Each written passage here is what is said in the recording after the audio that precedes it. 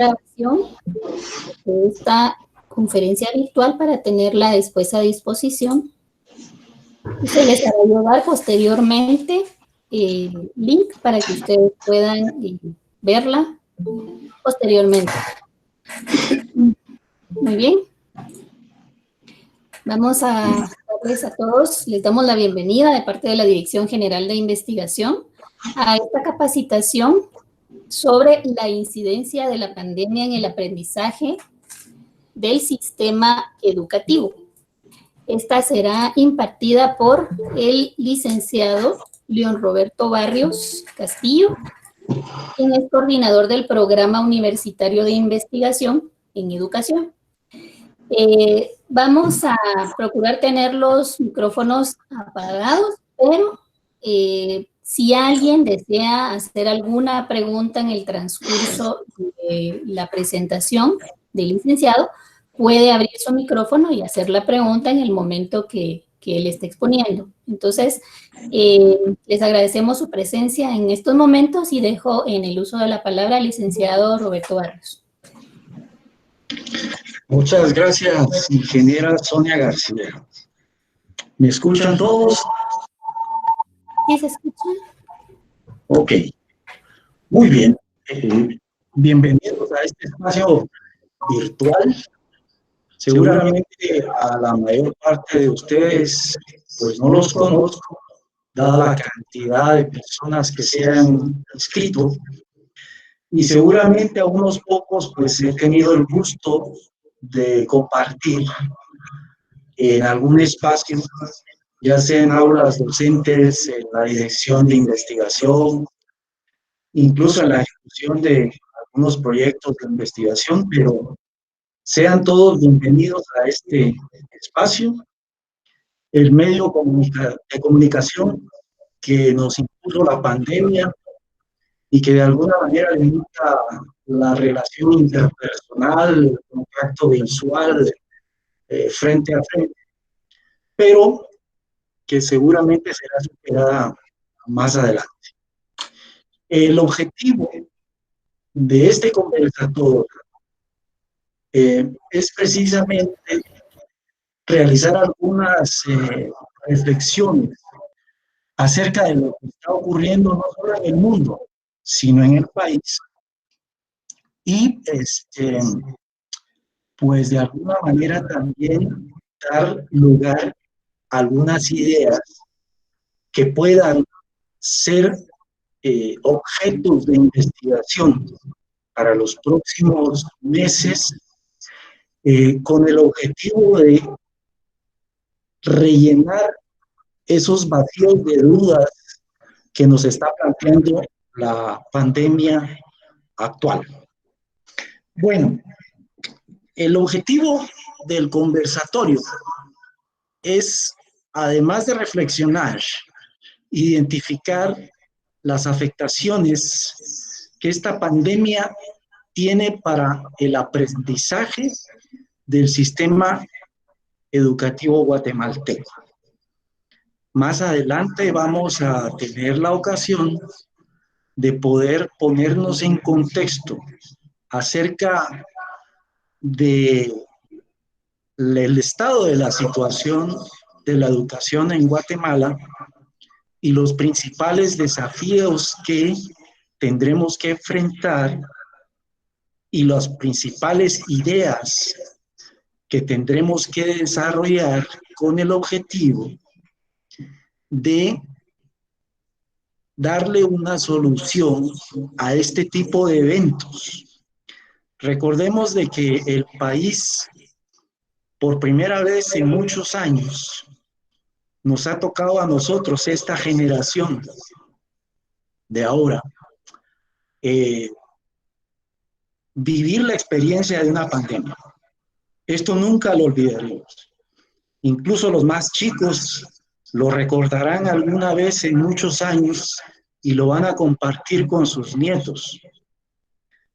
No imaginarán seguramente la experiencia que implica vivir en una situación de pandemia, especialmente porque no solo nosotros como país estamos afectados por ella, sino que también es una problemática de alcance mundial, ¿ya?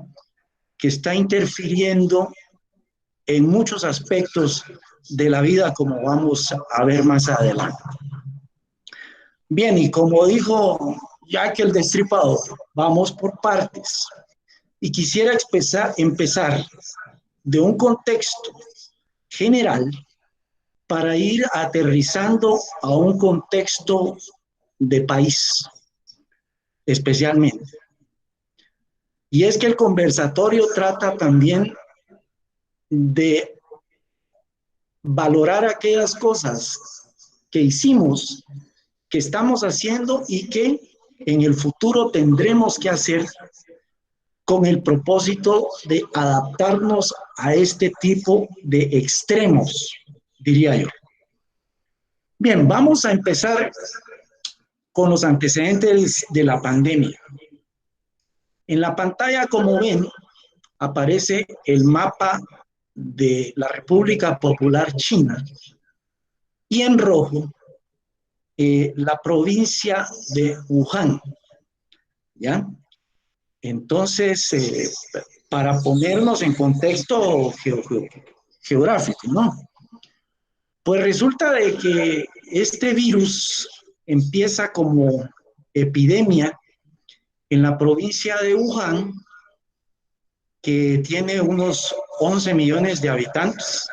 Imagínense, es una población muy pequeña en relación a la población del país, de nuestro país. Y por supuesto está ubicada en la República Popular de China. Aquí por primera vez se empiezan a identificar algunos pacientes con síntomas de influenza que hasta ese momento no estaba identificado plenamente, ¿verdad? Esto fue en diciembre de 2019 y en 3 meses resulta que Wuhan se convierte en el centro de la pandemia mundial. Nadie iba a pensar de que esta enfermedad, este virus, trascendiera las fronteras y tuviera el alcance geográfico que ahora tiene.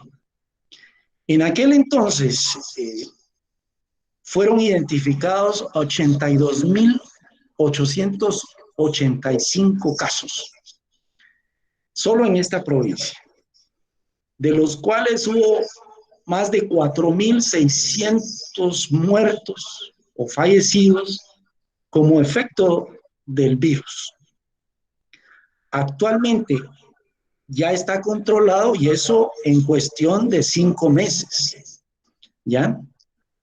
Y siguen activas 295 personas. De esas 82.000, casos, fueron recuperados 77.957 infectados. Bueno, esto significa un porcentaje muy alto en relación a los afectados, ¿ya? Y se debió especialmente a las medidas emergentes que se tomaron sobre la marcha para poder no solo contener, sino disminuir el número de casos en esta provincia china. Pero vamos a ponernos también en contexto sobre Wuhan, que es la capital de esta provincia en China, y a su lado derecho pues ven algunas fotografías de esa provincia que integra aspectos muy modernos de la ciudad con también aspectos muy antiguos, ya históricos, además. ¿Qué tenemos que decir de esa provincia? En primer lugar, que es el centro político, económico, financiero, cultural, comercial y educativo de la China central, ni más ni menos. Es decir, no es una provincia con indicadores bajos de desarrollo, por ejemplo, en donde las condiciones estaban creadas para que este virus se extendiera. Pero aquí hay otro tipo de condiciones. Lo que en un momento se identifica como una ventaja de crecimiento y desarrollo en esta provincia, se convierte o se revierte ya para facilitar la expansión del virus muy rápidamente. Y es que además coincide con la celebración del Año Nuevo Chino, que pues conglomera multitudes de personas en distintos lugares de la provincia. Bueno, además de ese primer indicador, debo compartirles que Wuhan cuenta con 3 zonas de desarrollo nacional, ¿ya? No provinciales. Estamos hablando de 3 zonas de desarrollo nacional importantes para el crecimiento económico de China. 4 parques de desarrollo científico y tecnológico. Imagínense, hay muchos países que como tal no cuentan con esa cantidad de parques, o por lo menos un parque científico-tecnológico, y ellos en una provincia han establecido 4 parques científicos tecnológicos desde donde se hace ciencia, se invierte en ciencia, se descubre, se innova, se desarrolla, etcétera, ¿verdad? Más de 350 institutos de investigación. Solo una provincia de 11 millones de habitantes, imagínense. 1.656 empresas de alta tecnología, muchas de ellas empresas incubadoras e inversiones de 230 empresas transnacionales. La mayor parte del origen de las empresas es francés y la inversión también francesa, y es una de las provincias de todo China que concentra la mayor cantidad de este tipo de inversiones extranjeras. También Wuhan alberga múltiples institutos notables de educación superior, incluida, por supuesto, la famosa Universidad de Wuhan. Les invito a que a través de internet accedan a la página de esta universidad para conocer qué tipo de desarrollo académico y científico ha conseguido, y lo que le valió, por supuesto, que ocupara el 3er lugar a nivel nacional en 2017. Y por supuesto, no podía dejar de mencionarse el hecho de que también existe la famosa Universidad de Ciencia y Tecnología de Hubei. Bueno,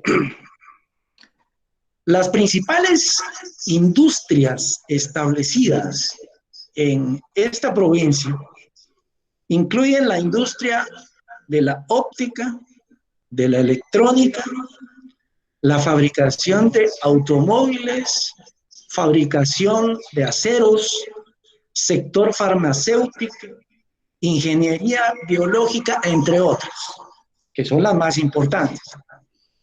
Y no hay que dejar de soslayar, o no hay que soslayar el hecho de que además en esta provincia está ubicada la represa más grande del mundo, y que puede ser visible inclusive desde el espacio, llamada Tres Gargantas.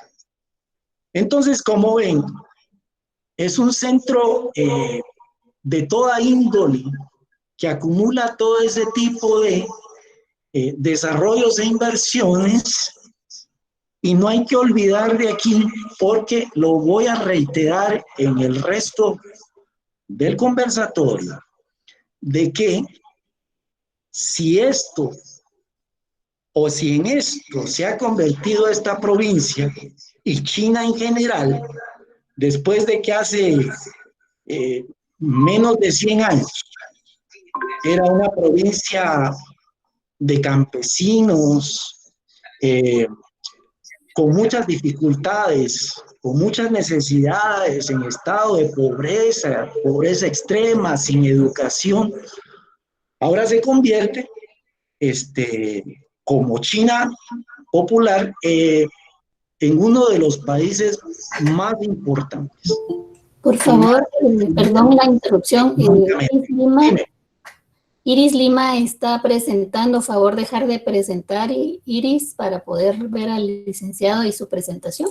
Gracias. ¿Puedes volver a poner tu presentación, por favor, Roberto? Pues aquí entiendo que está... ¿Aparece ahí? ¿Aún no? Aún no. ¿Qué pasó aquí? ¿Qué pasó aquí? Bueno, vamos a ver aquí. Tiene que compartir pantalla. Aquí ya lo hicimos. En dos equipos a la vez.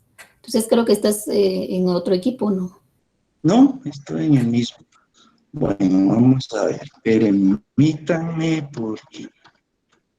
Vamos a ver. ¿Ahí se ve? ¿Aún no? ¿Aún no? ¿Qué está pasando? Bueno, es parte de las... Aquí.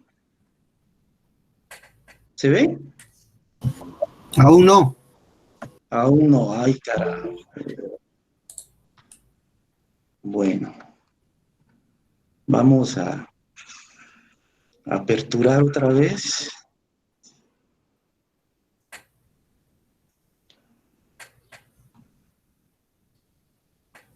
Bueno.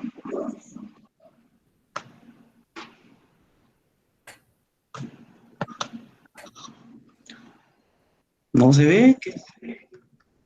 ¿Qué estará pasando? A la capacitación. Veamos.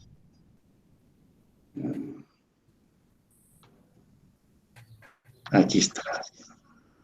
Muy bien. Creo que ahí sí se ve. Ahorita sí está cargando. Ok. Ahí estamos. Muy bien. Gracias por la observación. Y esto sirve para hacer alusión a lo poco preparados que estábamos en el contexto de esa pandemia para vincularnos por medios virtuales, además. ¿Verdad?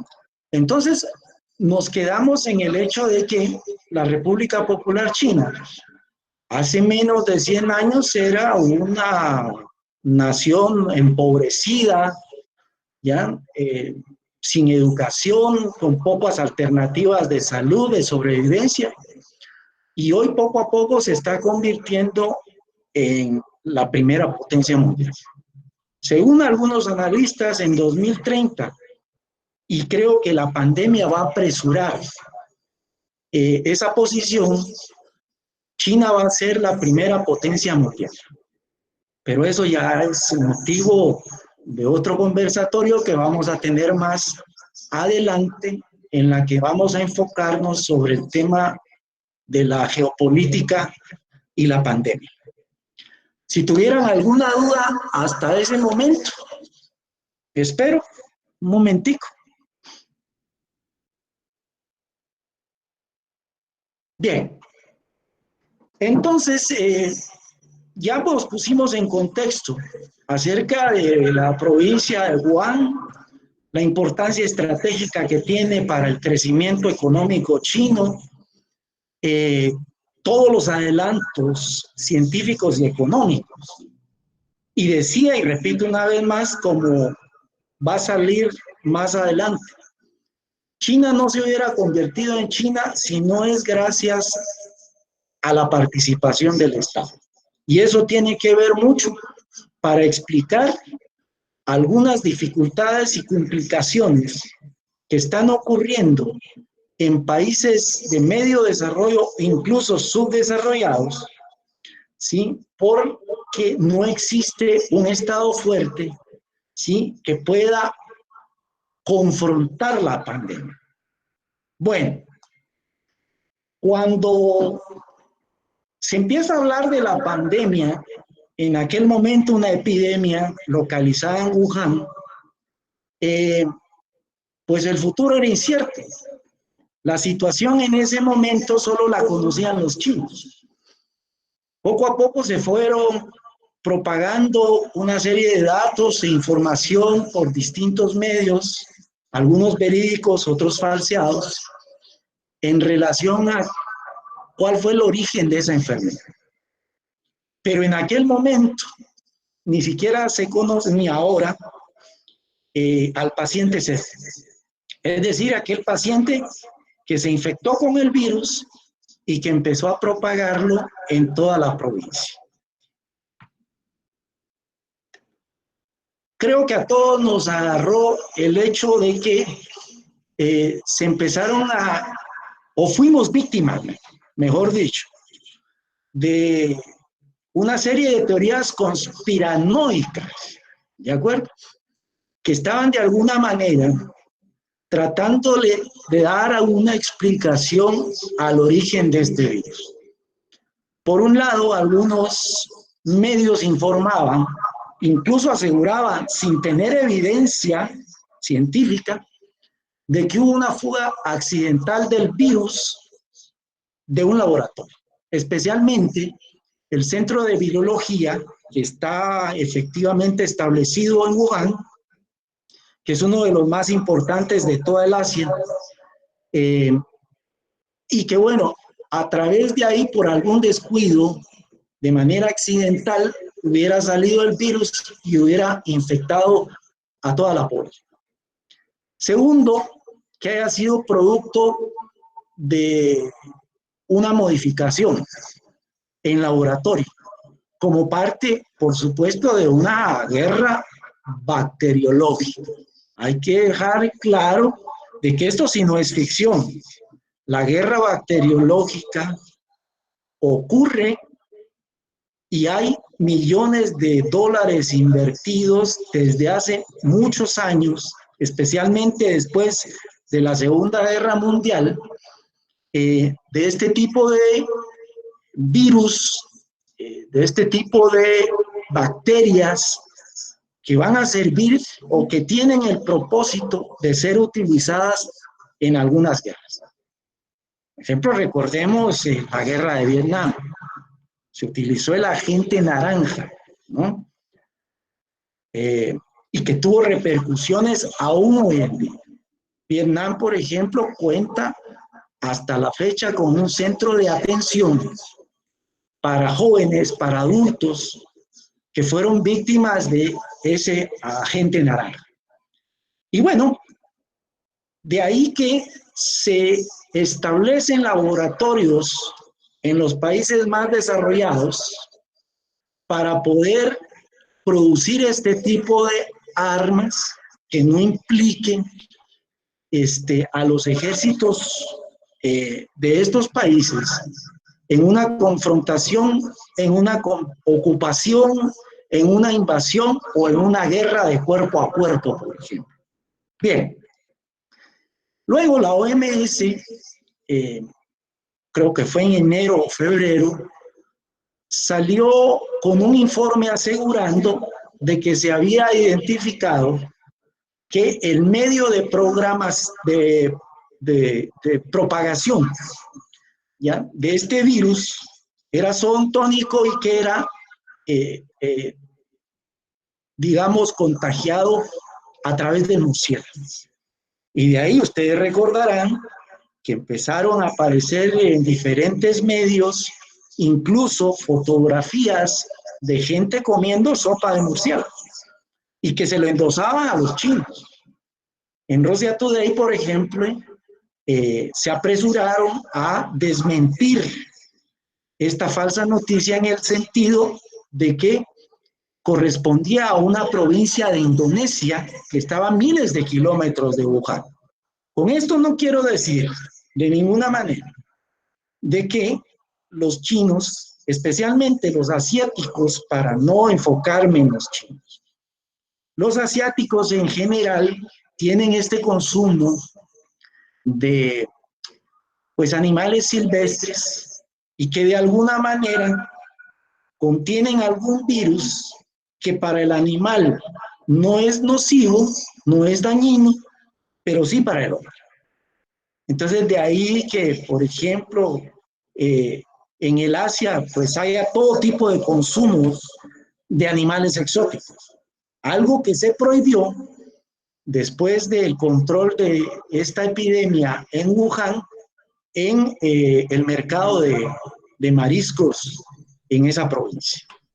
Bueno, entonces, por ahora, de acuerdo a la evidencia científica que implica o que indica este informe, pues el murciélago es un vector de transmisión de este tipo de virus. Y en relación al consumo, no hay que perder de vista de que casi en todos los pueblos hay consumo de animales exóticos, ¿cierto? Por ejemplo, en la Amazonia, los pueblos nativos de ahí consumen monos, consumen en otros casos o en otras aldeas, por ejemplo, gusanos, ¿de acuerdo? Y un documental, por ejemplo, producido por Nat Geo, me parece, o Discovery, en donde muestran a una tribu nativa del Amazonas que va y busca estos gusanos en los troncos caídos de la selva y que los consume, ¿verdad? Entonces, pero que dado que esta dieta ha sido permanente y tradicional en estos pueblos, no ha tenido ningún impacto que devenga, por ejemplo, en la muerte. Lo que sí es cierto, y hay otro documental que lo demuestra, por ejemplo, en Colombia, un grupo de misioneros llega a establecerse a una tribu amazónica y resulta que estos misioneros llevan enfermedades que no tienen en esta tribu, los infecta y casi los acaba. ¿Ya?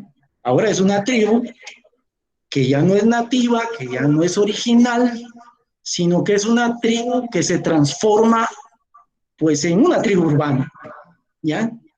Con vestuarios distintos, consumos distintos, dietas alimentarias distintas. Bueno, sigamos con lo nuestro entonces. Por el otro lado también, esto vino a ser parte y se aprovechó desde Estados Unidos. Ustedes lo han visto en los diferentes medios noticiosos especialmente, y se los recomiendo. Vean medios alternos de información. No vean, por ejemplo, los noticieros del país. No vean noticieros como CNN en español, ¿verán? O ABC o NBC. Imagínense ustedes porque de alguna manera manipulan la noticia, ¿sí? Para hacernos creer a todo mundo de que China es el principal responsable del origen de esta enfermedad y de ahí proviene la estigmatización, como ocurrió con otros virus. Por ejemplo, durante el periodo de epidemia del VIH, ¿ya? Resulta de que se estigmatiza al homosexual como único responsable de ser el transmisor de la enfermedad, cuando los mismos estudios, refiero a la ciencia, empiezan a identificar otros medios a través de los cuales se puede contagiar el VIH. Pero en este caso, muy apropiadamente, Estados Unidos utiliza la estigmatización contra China. Y además de eso, lamentablemente, se estigma la enfermedad como tal, pero con consecuencias y víctimas, primero para los enfermos y segundo, para los médicos y paramédicos. Leí hace algunas semanas, por ejemplo, unas fotografías que publicó un médico en México, que cuando regresa de su trabajo hospitalario se encuentra con una nota firmada por los vecinos donde le solicitan atentamente que se vaya del apartamento. Imagínense. Bueno, pero esto todo proviene como parte de una estrategia de esa guerra psicológica entre Estados Unidos contra China, ¿ya? Y parte también de esa guerra comercial que ya se había iniciado, ¿ya? Desde hace algunos meses, y que implicaba la subida de aranceles para disminuir las importaciones y la dependencia de productos chinos.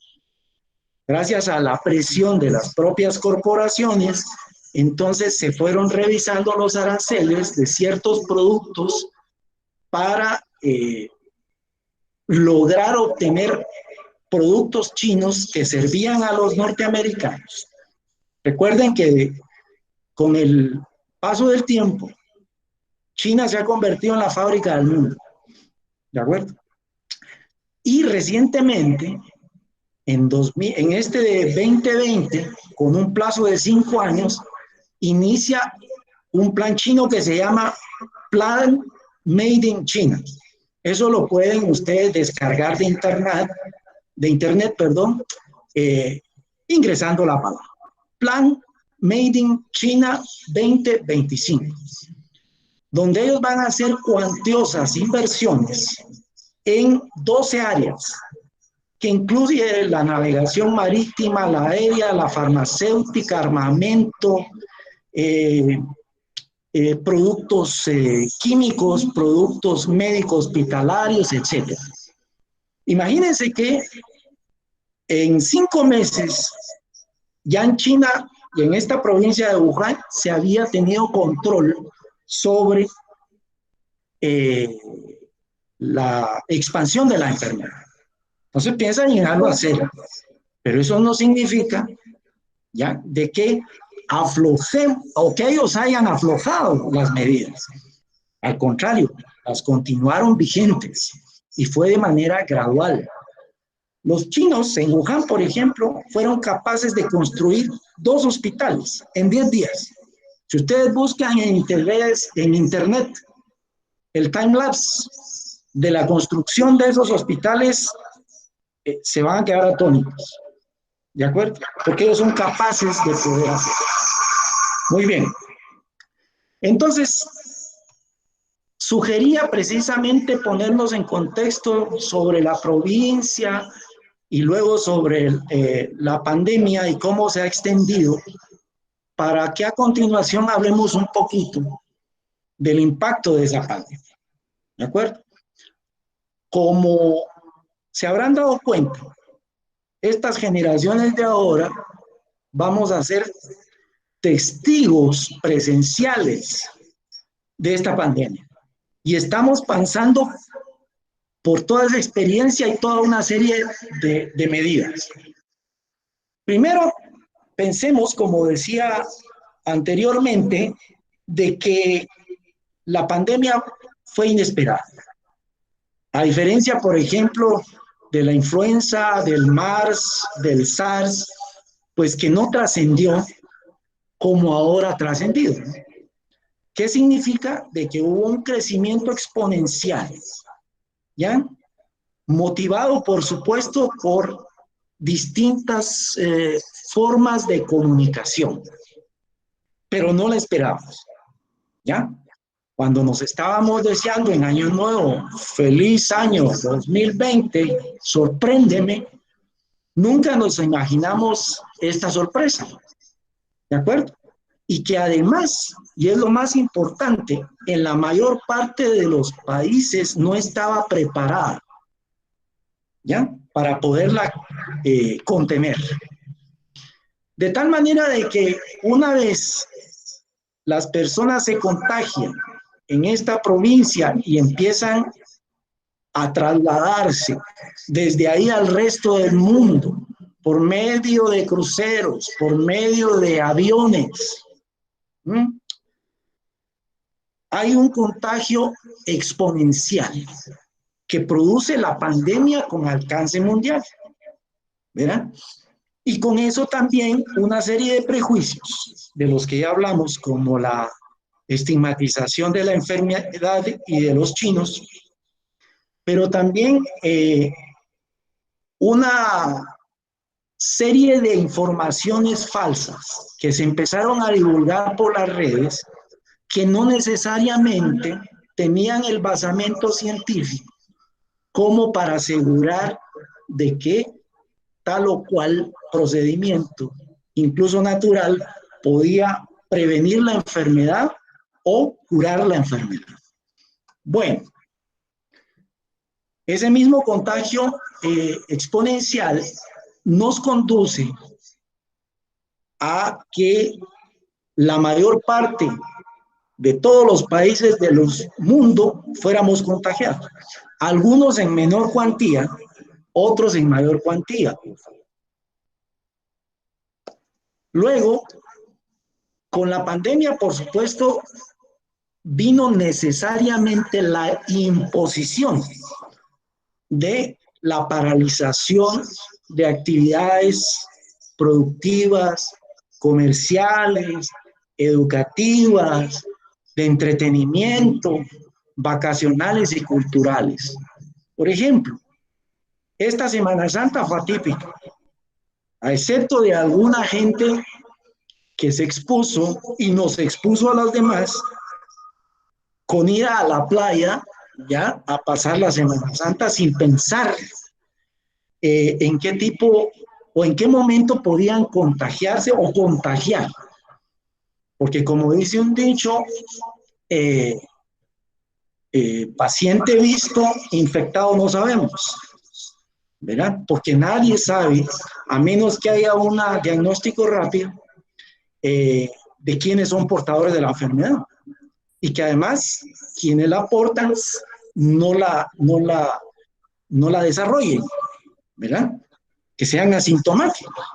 Yo puedo estar hablando aquí frente a ustedes y de pronto la tengo, como ha pasado con mucho tipo de gripes, de influencias, de infecciones respiratorias, qué sé yo, pero que no la desarrollen. ¿Es cierto? Entonces, bueno, pero esos son otro tipo de reflexiones para la próxima conversatorio, ¿no? Pero todo fue atípico, ¿verdad? Entonces, esa paralización, aunque extrema, tenía el objetivo particular de contener, de evitar, de limitar el contagio. No sé si ustedes, me imagino que muchos de ustedes tuvieron la oportunidad de ver una gráfica de una serie de puntitos, ya que se movían, en donde demostraban que con menos aglomeración, menos contagio, ¿verdad? Bueno, y finalmente el tema referido a las afectaciones económicas, porque las hay, a las afectaciones sociales, a las afectaciones políticas, a las afectaciones financieras, y no solo de nuestro país, de todo el mundo. Sin embargo, la capacidad o modalidad de reacción en cada país ha sido distinta. Por ejemplo, en Estados Unidos, que ahora es el centro de la pandemia mundial, las corporaciones transnacionales están presionando a Trump, y Trump, en el marco de la competencia para la silla presidencial por la reelección, está dando de sí ya está aprobando de que las actividades nuevamente se reinicien, como está pasando aquí, ¿verdad? Aquí hay una presión tremenda, ¿ya? Atrás del presidente, que lo está forzando y presionando a costa de todo para que las cosas vuelvan a la normalidad. En España ya lo están haciendo, ¿de acuerdo? En Brasil incluso hay manifestaciones de la ultraderecha que le exigen a Bolsonaro de que ya pare la cuarentena y que se vuelva a la normalidad, ¿verdad? Pero esto responde a otro tipo de interés. Igualmente en Alemania, un grupo de neonazis también le exige al gobierno que pare con la cuarentena y que todo vuelva a la normalidad. Y así vamos a encontrar diferentes tipos de manifestaciones en todos lados, unos en pro y otros en contra. Pero fíjense ustedes de que tal vez la mejor noticia del impacto de esta pandemia, porque no solo hay que verlo negativamente, es como lo indica la propia Organización de Naciones Unidas, de que hay un respiro para el planeta. Y es algo inusual, que no lo habíamos visto y que seguramente vieron a través de los medios de información, ¿ya? De cómo los animales, la fauna, se toma las ciudades, en virtud de que, pues todos los seres humanos estamos hacinados en una casa conservando la cuarentena para evitar el contagio. Y entonces resulta que vi un meme que me parece muy reflexivo, es una caricatura, en donde los animales van paseándose por todas las casas viendo a los humanos encerrados, cuando los humanos iban a los zoológicos a ver encerrados a los animales, o cuando la propia actividad humana estaba ahuyentando a la fauna de las ciudades y de los bosques inclusive, con motivo de la deforestación forestal, etc. De la construcción, de la urbanización, todo eso tiene. Entonces hay un efecto positivo de la pandemia y nos damos cuenta de dos cosas. El efecto positivo para la fauna, para la flora, para la naturaleza en general, ¿ya? Pero también la valoración, ojo con esto, la valoración del trabajo tanto físico como intelectual de las personas. ¿Por qué creen de que se están presionando, tanto en nuestro país como en otros, volver a la normalidad? Porque es fundamental el trabajo físico y el trabajo intelectual en todos los sectores de la economía.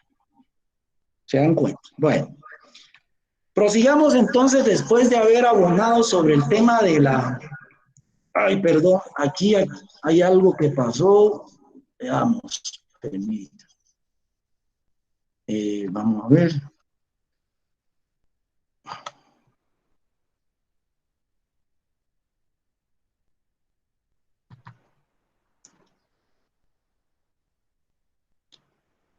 Ah, carajo.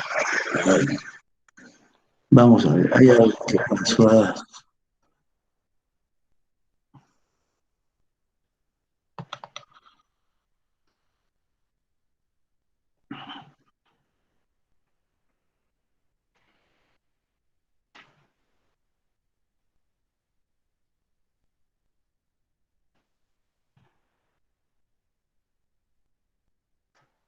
Okay.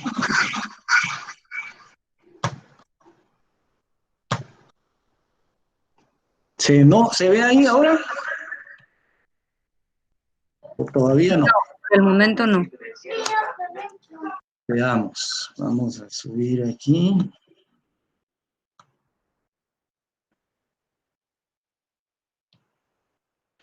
Vamos a ver si está, me imagino que tiene que ser. Ok.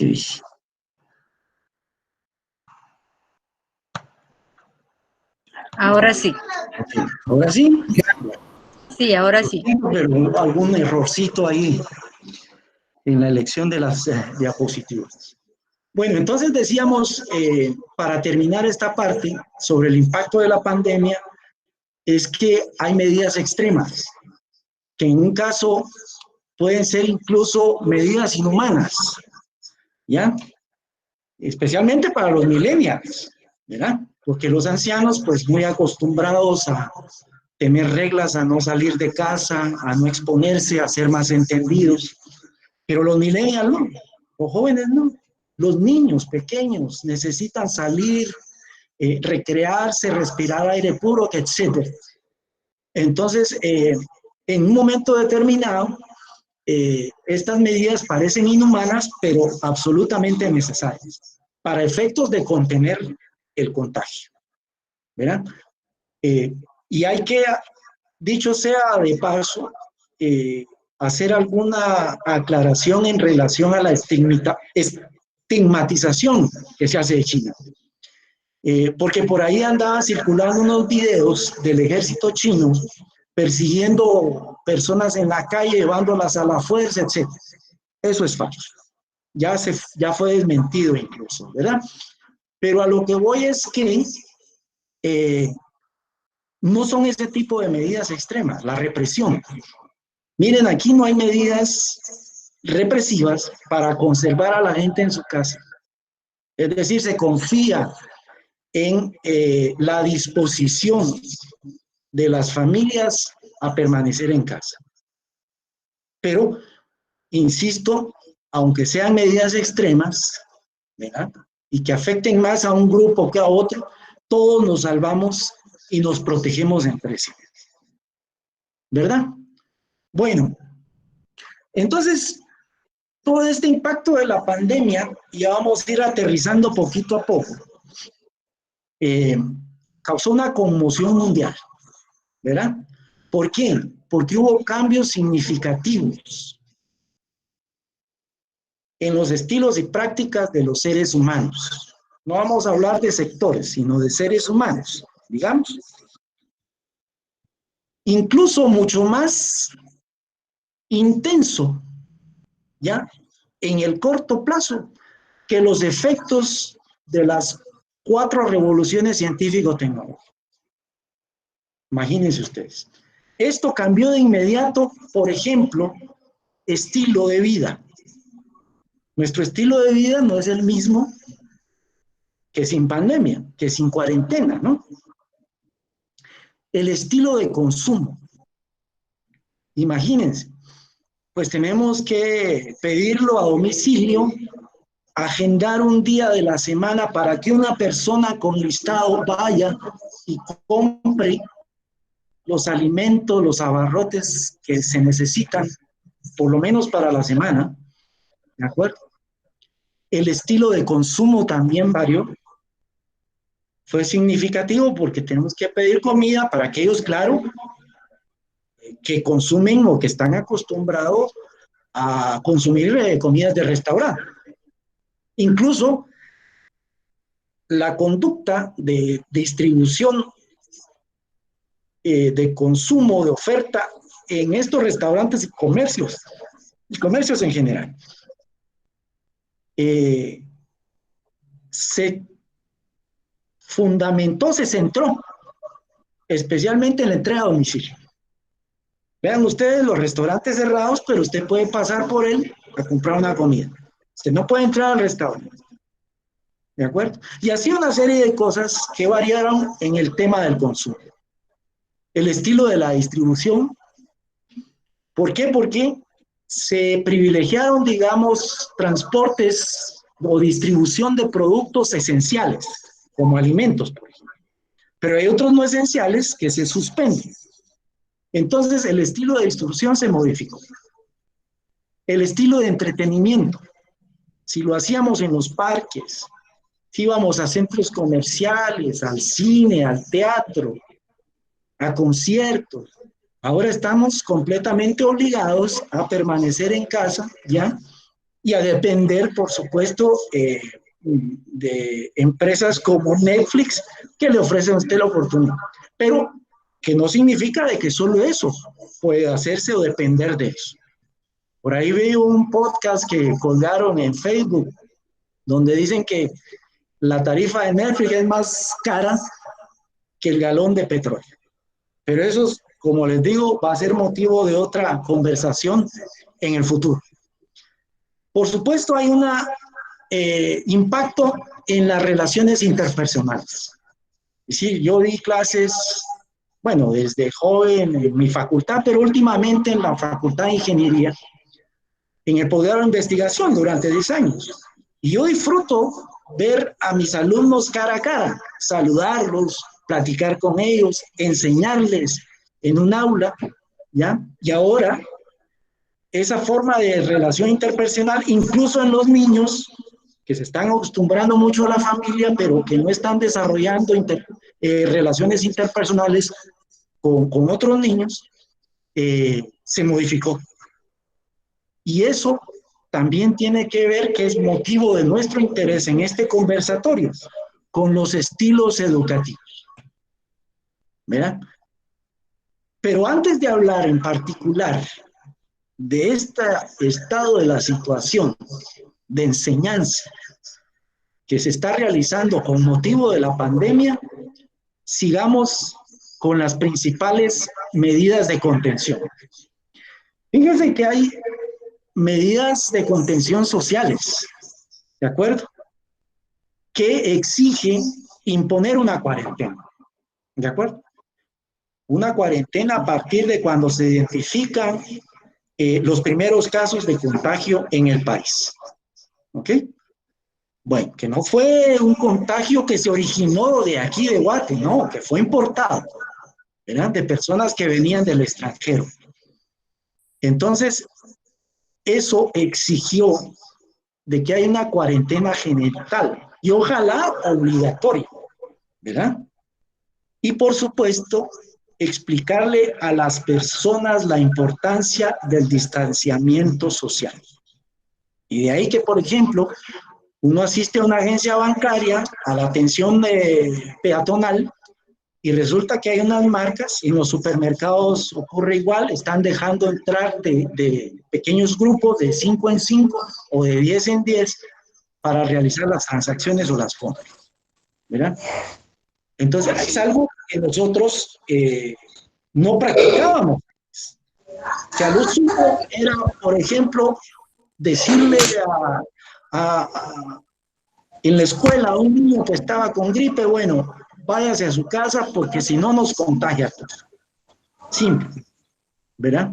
Entonces, ahora hay otras medidas que son colectivas, que son de mayor alcance de cobertura, que nos obliga, ¿sí?, incluso a estar confinados y en medio de un toque de queda.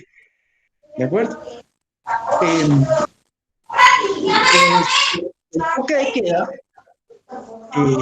resulta que, aunque parezca una, afectación al derecho de la movilidad, de ir de un lado a otro, es absolutamente necesario. ¿De acuerdo? Y si se han practicado en otros países, magnífico, porque si la cuarentena ya no está funcionando, porque la gente a pesar de todo sale, también es cierto de que el toque de queda de alguna manera puede obligar a las personas a no salir de cierta hora a cierta hora, ¿verdad? Aparte, porque hay que reconocer esa parte también de que la gente tiene que salir a trabajar, porque si no trabaja no come. Imagínense el sector informal, ¿ya? Que vive del día a día, que no tiene un sueldo, ¿ya? Fijo, sino que depende para alimentarse, para pagar el alquiler, la luz, el agua, etcétera, la educación incluso, depende de lo que gana el día a día, ¿de acuerdo? Entonces, ¿qué tiene que ver con el confinamiento? ¿Verdad? Porque realmente ya tanto tiempo el encierro, decía yo en otro comentario, que puede disminuir las defensas de las personas y estar más propensas adquirir enfermedades, a entrar en depresión, incluso al suicidio. ¿De acuerdo? Entonces, pero es un confinamiento impuesto por las condiciones de emergencia actuales. También como medida de contención está la suspensión de transporte colectivo. ¿De acuerdo? Acá en la ciudad capital, por ejemplo, el Transmetro, el transurbano, el transporte extraurbano no está funcionando, ¿cierto? ¿Con motivo de qué? De que eso implica una aglomeración de personas y, por supuesto, la propensión a que aumente el número de contagios. Y eso viene también de la mano con la limitación de la movilidad humana, tanto entre ciertos departamentos, por ahora es Antigua, Chimaltenango, Guatemala, como entre países. Cerrar fronteras, simple y sencillamente. Y que las personas que por X o Y razón deban regresar en una primera etapa, sean diagnosticadas rápidamente para saber si en efecto viene o no contagiada. Y finalmente, también parte de esas medidas está la suspensión del ciclo escolar y por supuesto de la universidad. Y aquí es donde por primera vez nos damos cuenta de las deficiencias que tenemos para poder aprovechar plataformas virtuales educativas que garanticen que no se interrumpa el ciclo. Y vamos a ver algunas implicaciones de eso. Y por el otro lado, las medidas de contención económica, ¿verdad? Es decir, el cierre de fronteras a productos de transporte comercial que de pronto traen un producto que no es esencial. Entonces, los obliga a quedarse, o en su país mejor. Luego, la restricción a la navegación tanto marítima, terrestre como aérea, que es parte de las medidas que también se practican en otros países, ¿verdad? Y por supuesto, la suspensión de actividades no esenciales, aunque con eso no significa solamente el tema de la educación, sino que implica también a muchos informales, a muchos comerciantes, a muchos productores, ¿sí? Que producen productos no esenciales, ¿ya? Pero que de todas maneras van a tener una afectación económica en particular y colectiva en general. Bueno, ¿qué consecuencias identificamos entonces de la pandemia? ¿Ya? Es decir, ya dijimos de que las medidas de pronto son extremas, pero necesarias. Es la primera vez que pasamos por esa experiencia, varias generaciones en este tiempo, y que van a haber afectaciones de todo tipo, económicas, sociales, políticas, comerciales, financieras. Pero hay consecuencias también de la pandemia que tienen que ver con la parte biológica, como lo decíamos antes. La afectación a la salud, porque además nuestro presupuesto no estaba preparado, y si tuvimos la ocasión, o los políticos tuvieron la ocasión, o el Ejecutivo, de hacer una redistribución del presupuesto privilegiando el sistema de salud, eso implica un costo, ¿ya? Que todo lo pagamos, claro está, pero que es un sistema de salud que no estaba preparado.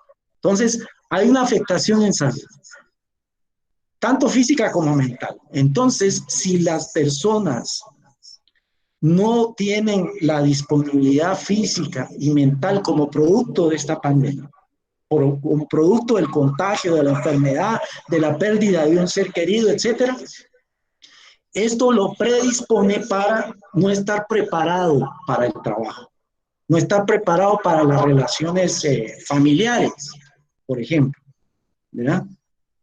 Y también hay que sopesar eso, aunque de eso no he encontrado datos, el tema del suicidio, especialmente aquellas personas que viven solas, porque fíjense ustedes que otra de las consecuencias que se han identificado, aquí en muy baja proporción, a menos que se maquillen o que se oculten, pero en Brasil ha aumentado el número de feminicidios.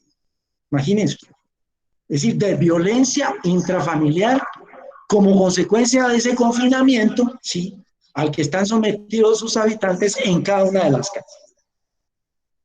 También se han encontrado o identificado este tipo de casos en otros países, ¿ya? Como Argentina también, creo que en España, si no estoy mal, leí, en Estados Unidos, está ocurriendo en México, ¿verdad? Pero no sabemos las proporciones de esa violencia intrafamiliar y contra la mujer. Por el otro lado, la consecuencia económica, porque ahorita nos estamos enfocando y estamos valorando mucho el tema del trabajo, ¿ya? En el futuro, porque hay personas que han sido suspendidas de sus trabajos, especialmente en el sector privado y en pequeñas o medianas empresas que no tienen el soporte de capital para continuar un mes más, por ejemplo, parados, ¿verdad? No estarían dispuestos a eso porque eso implicaría una quiebra inmediata.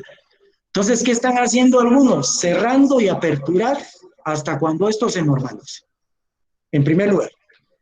Pero pone en riesgo especialmente el ingreso mediante el cual las familias dependen del sustento. Eso es muy importante. Entonces, se espera, por supuesto, de que ocurra una depresión económica. Si el ser humano se deprime, también la economía se deprime. ¿Con motivo de qué? Con motivo de la quiebra, con motivo de cierre de empresas, con el motivo del despido, con motivo de que no podemos, mejor dicho, importar materia prima de afuera para continuar nuestro proceso de producción, etcétera.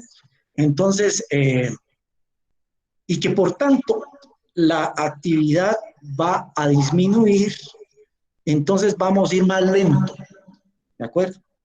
Y hay algunos estados, especialmente el chino, el ruso, algunos países de Europa, algunos países en América Latina también, que no están descuidando el tema de la reactivación. Eso hay que tomarlo muy en cuenta, porque una vez contenida y solucionado el problema de la actual pandemia, que ya volvamos a la normalidad, hay que pensar en aquellas empresas pequeñas, medianas, micros, la informalidad, etcétera, que necesitan de algún tipo de capital para reactivarse, ¿verdad? Y una vez más, refiero al Estado como el principal promotor con la iniciativa privada, el sector privado, ¿ya?, para poder contribuir a esa reactivación. Pero todo depende de las necesidades y vulnerabilidad de cada sector. Entonces, el desempleo viene de la mano con la pandemia. Cierran empresas, despiden empresas, el desempleo crece. Y en consecuencia, como no hay ingresos, la pobreza y extrema pobreza también va a crecer. Con ello también hay que asegurar el tema de la seguridad alimentaria.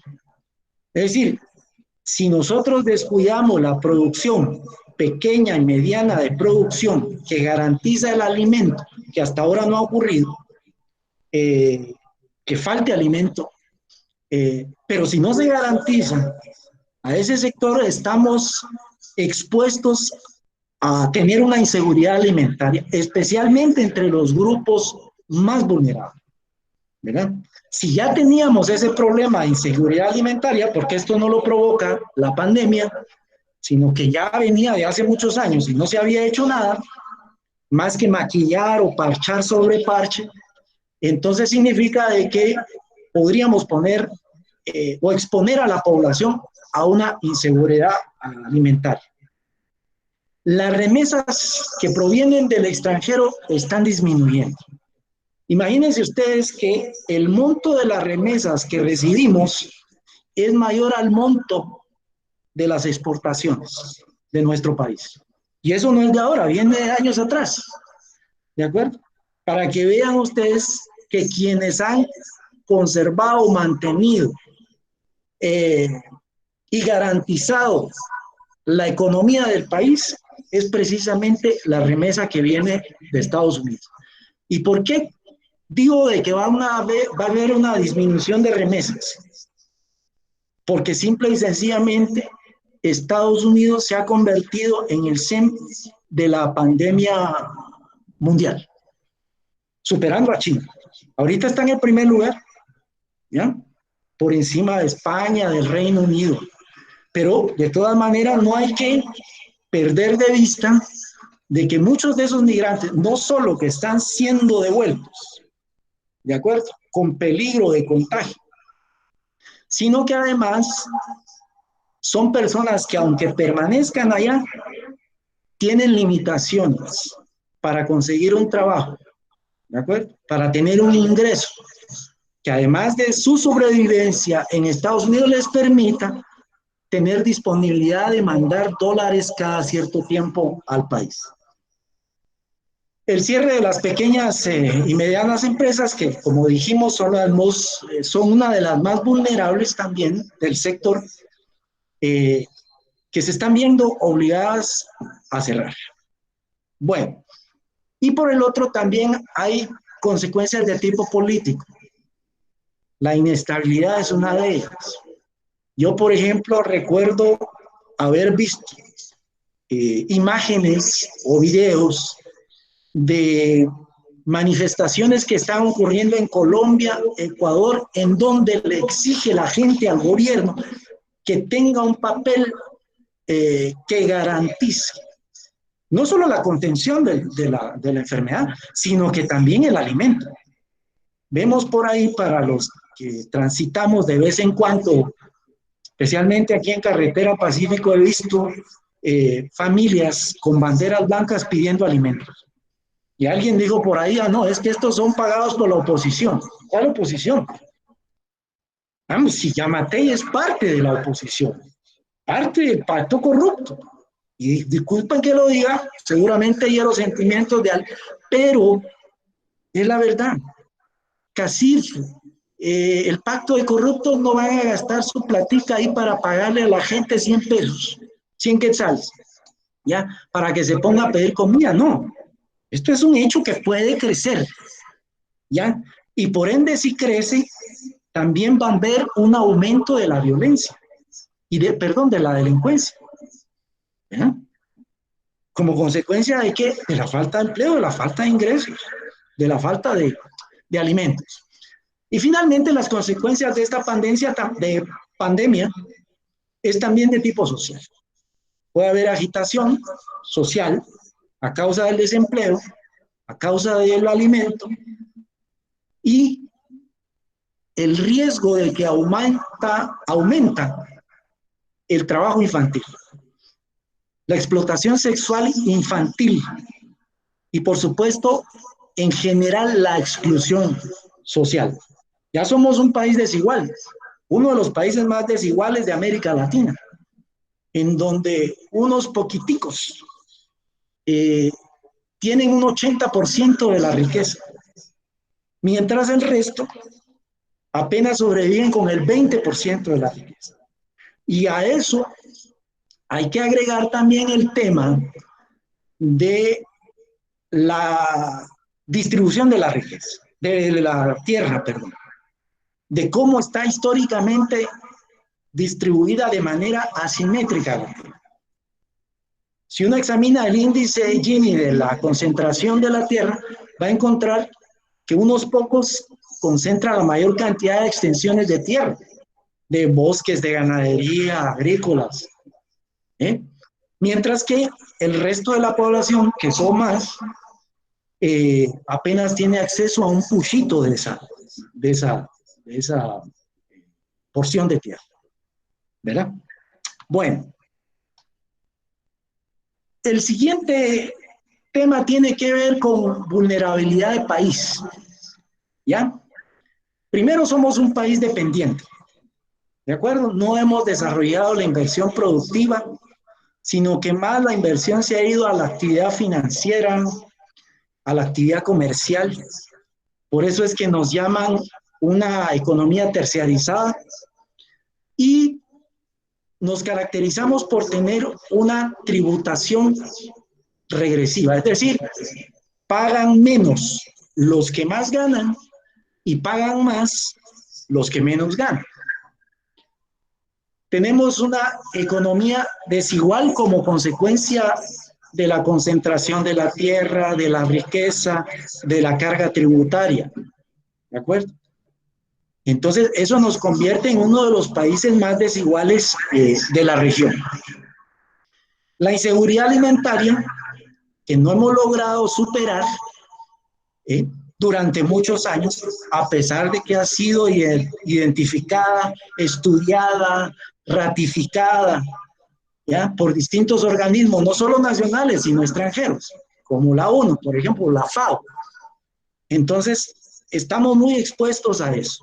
Y que eso trascienda el área, por ejemplo, semiárida, o las poblaciones más pobres del norte o del occidente, y venga y se establezca también o se expanda a las áreas urbanas más importantes. La inseguridad alimentaria, de la que ya hablamos, una protección social limitada. Vean ustedes cómo el presidente despotrica contra el ICS por un error humano del ministro, que no es responsabilidad del ICS. ¿Ya? Fue uno de los proyectos que han perdurado más de 50 años, que fue establecido por el presidente Arévalo Bermejo, igual que el Código de Trabajo, ¿ya? Pero que si no se capitaliza, porque el Estado le debe 40.000 millones, y no digamos el sector privado, que a veces descuenta y no paga al ICS, entonces, ¿cómo podemos esperar que ese grupo de médicos y paramédicos tenga la capacidad para atender, exponerse, ¿ya?, y contener esta enfermedad en esa situación? Tan simple como eso. Hay algunos países que han empezado a crear fondos que están distribuyendo a población más vulnerable, ¿de acuerdo? Tanto en especies, es decir, en alimentos, como en moneda, ¿de acuerdo? En moneda. Sí, le están dando un estipendio, pero es una distribución pensada, es una distribución programada, planificada. ¿Por qué? Porque usted deja de trabajar, como ocurría en el modelo de estado de bienestar en Europa, que todavía algunos países la conservan, el seguro por desempleo, hasta por 3 meses. Entonces usted se queda sin desempleo, pero el Estado lo protege. ¿Mira? Entonces, significa de que eso no existe acá. ¿Mira? Entonces, es muy fácil echarle la culpa a otro, cuando en realidad fue su ministro a quien instaló en el puesto el responsable de esto. Bueno, el tema siguiente es el desempleo y el subempleo. Como ya dijimos, eso va a crecer, ¿verdad? Y en el caso de personas que no logren emplearse en actividades formales por la causa de la depresión, entonces van a pasar al tema de subempleo, ¿verdad? Y no digamos, y no nos sorprenda de que profesionales universitarios terminen haciendo otro tipo de actividades, en otras cosas para los cuales no están preparados y con menos ingresos. Así que van a estar subempleados y subutilizados profesionalmente. Luego, el crecimiento de la informalidad. Si ya antes un estudio de CIEN estableció que 7 de cada 10 guatemaltecos estaba dedicado a actividades informales, imagínense ahora a continuación de la depresión. Y un sistema de salud precario. Eso ya lo sabemos, ¿verdad? Ayer mismo, por ejemplo, divulgaba Nómada un reportaje periodístico de una persona que estaba en un albergue en mi pueblo, en Coatepeque, en condiciones infrahumanas, ¿de acuerdo? Y que fue reprimido por esa acción, porque él tomó un video, ¿verdad?, para demostrar esas condiciones infrahumanas. No, estamos hablando de seres humanos, pero el mundo y no todos los países están privilegiando las corporaciones transnacionales, la actividad económica, y está descuidando al ser humano en este sentido. Y para poner la guinda en el pastel, la corrupción. Miren que el Instituto de Estudios Fiscales produjo un documento en donde, pueden buscarlo en la página de este instituto, donde estima y establece el monto de los miles de millones de quetzales que se han robado, ¿de acuerdo? Y que persiste. ¿Qué va a pasar con ese préstamo de 11.000 millones? Yo pienso, como economista, de manera razonable, que si yo rebajo sueldos desde presidente, nuestro presidente es el cuarto mejor pagado de América Latina, de los diputados, de todos sus asesores, de sus ministros, y a eliminar gastos superfluos, ¿de acuerdo? Tendríamos toda la plata para poder invertir en otros sectores de importancia estratégica en este momento, como salud, educación y trabajo. Bueno, ahora aterrizamos entonces, después de hacer toda esta letanía de contextos y de caracterizaciones, con el estado de la educación. Y tenemos que empezar por un indicador que es utilizado frecuentemente para saber la importancia o el valor que un estado le asigna a la educación, a la salud. Y esto tiene que ver con esa relación porcentual del PIB que indica la proporción que se destina para ese tema educativo. Y esto es algo que venimos arrastrando desde hace mucho tiempo, porque en los últimos 10 años, 12 años, por ejemplo, Guatemala no ha pasado del 3%. Incluso la propia ley de educación indica de que sea como mínimo, no como máximo, como mínimo, el 7%.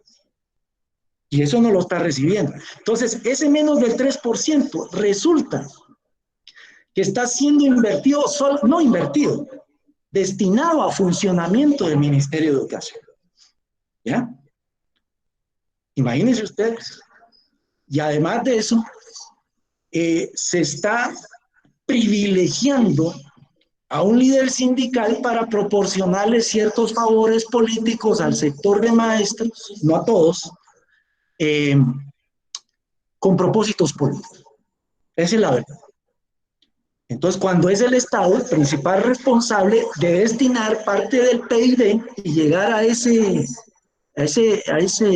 límite del 7% como mínimo, pero hacer inversiones en otros aspectos del sector educativo del país que son absolutamente necesarias. Entonces, a pesar de que no hemos superado en los últimos 12 años el 3% respecto al PIB, somos el segundo país más bajo en educación, o que asigna menos recursos a educación en la región.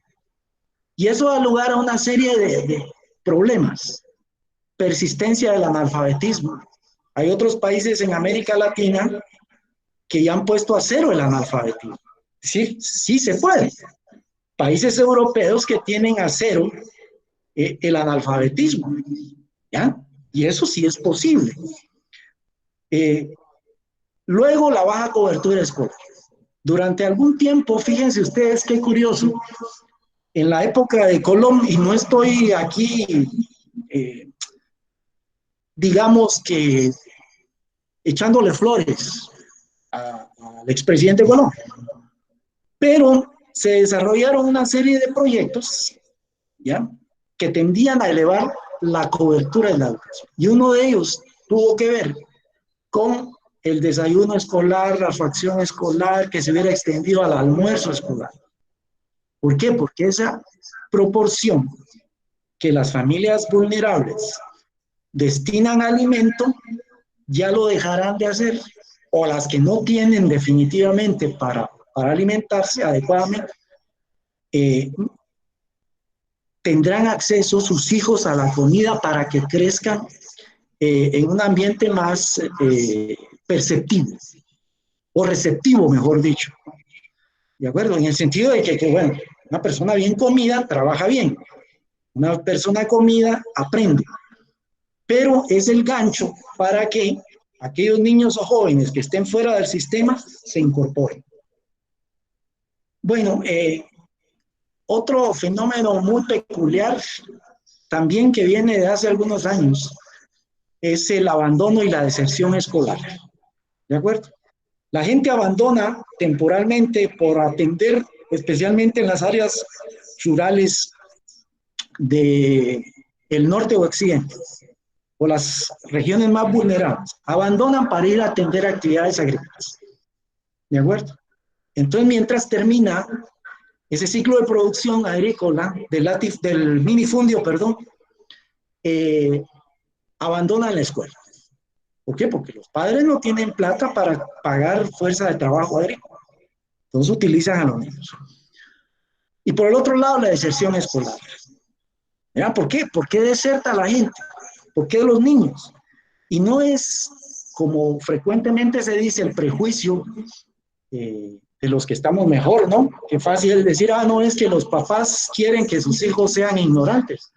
Negativo. Incluso en esas familias pobres, ya quieren que sus hijos tengan un futuro distinto al que tuvieron ellos.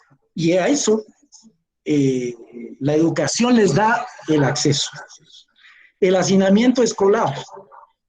Además de que faltan muchas escuelas en distintos lugares, hay unas escuelas que reciben clases en estados precarios, sin techo, que tienen un bloque como, por ejemplo, escritorio, ¿ya? Con tablas que utilizan de escritorio, sin ningún tipo de refacción escolar, materiales. Eso, pues de alguna manera incide, pero especialmente la situación de pobreza y pobreza extrema. Obliga a la deserción, porque hay que empezar a trabajar. Yo recuerdo, por ejemplo, que hace varios años, digamos que unos 50 años o más, los padres solo tenían chance de darles a los hijos, en principio, el primer grado, si les iba bien y los podían inscribir en la escuela, ¿no? Después ya los padres empezaron a pensar de que el estatus social y económico de los niños podía ser mejorado si se les daba más educación. Entonces subió a sexto la oportunidad, luego a básico, luego a diversificado, ¿ya? Y ya bueno, el sistema educativo, especialmente de nivel superior, se va a encargar de ofrecer becas a aquellas personas con dificultades económicas para poder continuar sus estudios universitarios. Bueno, y finalmente la limitada inversión que hay en infraestructura y tecnología. Imagínense que todas las escuelas en el país y las nuevas que se hubieran construido tuvieran acceso a internet, tuvieran acceso a un laboratorio de computadora, ¿de acuerdo? Y que todos los niños tuvieran también acceso a una tablet para poder recibir clases a distancia, que ya veremos cuáles son los pros y contras. Entonces, estaríamos atendiendo el tema de la educación en situaciones más favorables, especialmente para los niños y los jóvenes, incluso para los universitarios, ¿verdad? Y por supuesto, la limitada inversión que se hace en capacitación docente, ¿verdad? Que responda a un proyecto educativo nacional según las condiciones, naturaleza, características de las regiones del país, pero que se haga capacitación. Incluso capacitarlos, no solo para mejorar la calidad educativa, su didáctica, etcétera, el uso de herramientas y demás, sino que también en el uso de plataformas que podrían ser utilizadas de manera amigable ahora, en estas circunstancias, para continuar con el ciclo escolar.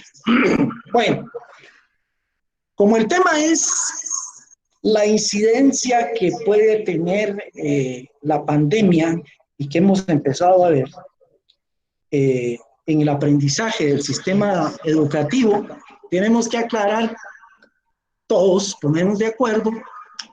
Aquí hay una definición del concepto de la categoría de aprendizaje muy sencillo, el cual dice de que es un proceso de adquisición de conocimientos, habilidades, valores, actitudes, que se posibilita mediante el estudio, la enseñanza o la experiencia. Y esto en todos los niveles.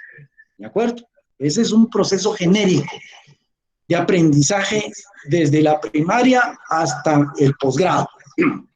Bueno, entonces, ¿cómo hacemos este aprendizaje en situación de cuarentena? ¿Cuáles son nuestros principales desafíos? Fíjense que el último censo, esté como esté, con sus deficiencias, sus críticas, pero indica de que el uso de las tecnologías de información y comunicación en Guatemala es utilizado, en el caso del celular, por 67 de cada 100 guatemaltecos. Y el uso de la computadora, 21 de cada 100 guatemaltecos. ¿Ya? Sí es cierto que el celular está más extendido porque tenemos más celulares que población en el país, según la Superintendencia de Telecomunicaciones, está por arriba de 20 millones de dispositivos celulares. Imagínense. O sea, ¿cuántos tienen más celular y cuántos no? Pero bueno, esa es la cifra fría, digamos, que muestra la Superintendencia. Eso no significa el hecho de que 67 de cada 100 tengan celular, que lo estén empleando para fines educativos. ¿De acuerdo? Ni que la computadora se esté empleando para esos fines. La mayor parte de los usos ocurre en las redes sociales. Y vamos a ver algunas cifras más adelante, ¿no? Entonces, otro desafío que debemos superar en medio de estas circunstancias es la modalidad de aprendizaje virtual. No la tenemos, o si la tenemos es muy limitada, ¿de acuerdo? Aunque existan aplicaciones que están usando muchos profesores en la universidad, en diversificado, que se llama Zoom, pero que después de 40 minutos se bloquea y habrá que comprar para más alumnos, usuarios, o más tiempo por medio de una cuota, ¿de acuerdo? Que les da chance a esos docentes de poder utilizar esas modalidades. No estamos preparados aún para ese uso. Desarrollamos más nuestras habilidades, destrezas para el uso de las redes sociales que para el uso de las plataformas. Y aquí tengo que indicar algo, porque tiene que ver con la forma de cómo se están utilizando ciertos medios electrónicos de comunicación o aplicaciones en muchos de los casos. Es decir, dejar una sobrecarga de tareas por correo electrónico, por WhatsApp, incluso por Zoom, que no está aprovechando el alumno, porque el alumno tiene dudas naturales de lo que está leyendo, de lo que está haciendo. Y aunado a eso mandan un montón de bibliografía para que el estudiante lea en su casa. Recordemos que tenemos una baja tasa de hábito de lectura, y no solo de Centroamérica, de América Latina, ¿de acuerdo? Porque mientras en otros países leen hasta 5 libros por año, aquí no leemos un libro por año, ¿cierto? Imagínense esa circunstancia. La disponibilidad de computadoras en el área rural no existe, pero hay otros países en donde han superado ese problema, dándole la oportunidad a los niños y jóvenes de acceder a computadoras, laptops, tabletas y además a la señal de internet para poderse conectar. Y eso tiene que ver también con nuestra modalidad de trabajo, sea como docentes o sea como trabajadores del sector privado, del sector público. Desarrollar las competencias digitales, que para el caso docente es esa capacidad, tanto docente como del estudiante, para enseñar y del estudiante para aprender, ¿verdad? El mismo censo indica, por ejemplo, que el uso o penetración de, no, este es uso de internet es de 29 de cada 100 en el país, ¿verdad? Puede ser que sea más.